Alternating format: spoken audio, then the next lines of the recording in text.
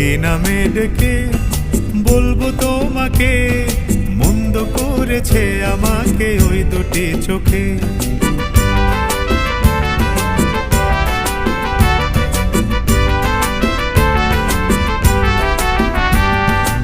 আমি যে মাতাল হাওয়ারি মতো হয়ে যেতে যেতে পায়ে পায়ে গেছি জড়িয়ে।